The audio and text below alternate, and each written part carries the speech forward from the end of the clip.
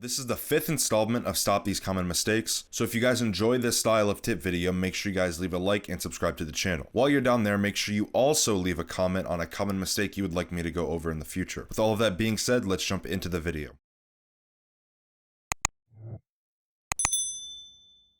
I'm sure we have all been in a situation where we were trying to hide in a corner to make a sneaky play, and the enemy knows exactly where you're at because they saw you when you thought you were safe. The first mistake with this that I see almost everyone do, which is leaning the wrong way. If you're in a corner and you lean the wrong way, you're going to expose more of yourself by doing this. From your perspective, it may seem like you're deeper in the corner, but it's the exact opposite. The top half of your body is deeper in the corner, but when you lean the wrong way, you're actually pushing your hips past the corner, resulting in exposing even more of yourself. Just look at this background footage.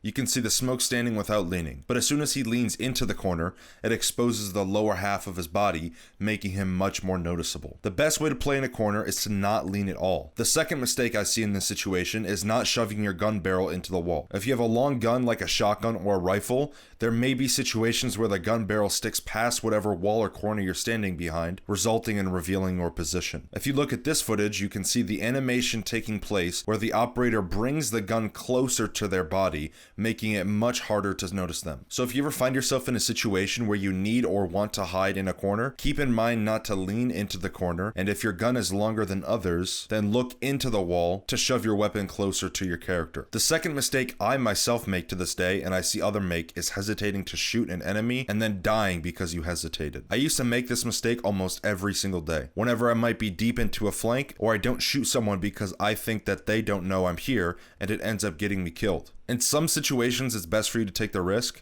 as most of the time when someone gets shot at, they don't know exactly where it is they're taking fire from. One of the few situations where I would not follow fixing this mistake is if you're on a flank and you know for a fact that the enemy has no idea you're there. And while you're on this flank, you know that you can line up an easy 2 or 3 kills from it. That's one of the situations where you would want good trigger discipline. Just take this common mistake with a grain of salt, as it's all subjective to the situation you may find yourself in. The third common mistake I want to cover is not setting your drone up when you drive it into the site.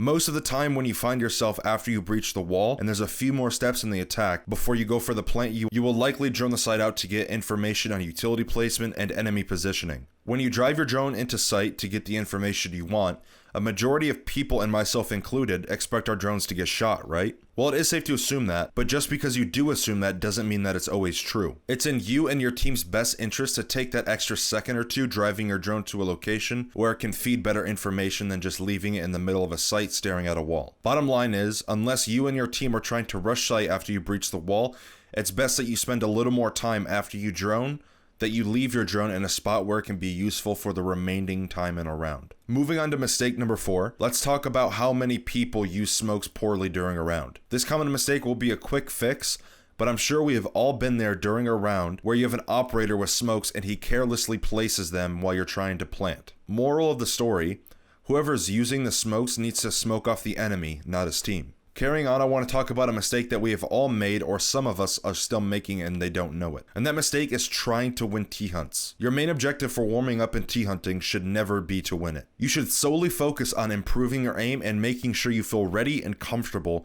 before you jumped into a ranked or whatever else it is you're warming up for. Always keep in mind to never ever try to win a T-hunt. The 6th and final common mistake I would like to help you fix is over-peaking. And I don't just mean wide swinging something when you know you shouldn't.